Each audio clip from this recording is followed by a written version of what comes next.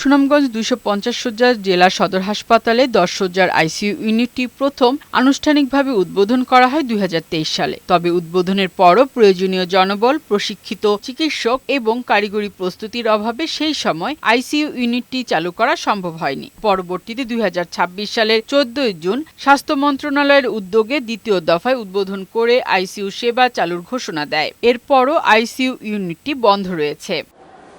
ফলে সবচেয়ে বেশি ভোগান্তিতে পড়ছেন সুনামগঞ্জ সহ হাওড় অঞ্চলের গুরুতর অসুস্থ রোগীরা। হৃদরোগ, স্ট্রোক, দুর্ঘটনা কিংবা সংকটাপন্ন রোগীদের তাৎক্ষণিক নিবিড় পরিচর্যার সুযোগ না থাকায় তাদের Sylhet MAG Osmani medical college হাসপাতাল সহ বিভিন্ন হাসপাতালে পাঠানো হচ্ছে। এতে একদিকে যেমন সময় নষ্ট হচ্ছে, তেমনি কেউ কেউ পথেই মৃত্যুবরণ করছেন। যখন অ্যাক্সিডেন্টের রোগী আসে তাৎক্ষণিকভাবে সিলেট দেওয়া হয়।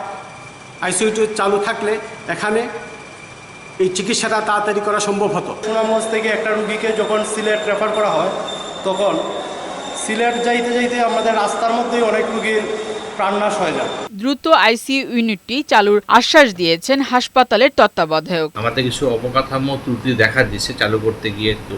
এই ত্রুটিগুলা আমাদের গণপূর্ত অধিদপ্তরে যারা আছেন, আমাদের সহকর্মী, ওনারা এটাকে খুব আন্তরিকভাবে সমাধান করতেছেন। খুব শীঘ্রই এটাকে চালু করে দেব। দ্রুত আইসিইউ ইউনিটটি চালু করে রোগীদের দুর্ভোগ লাঘবে কার্যকর পদক্ষেপ নেয়ার দাবি স্থানীয়দের। ফারহানা শিমু, বৈশাখী সংবাদ।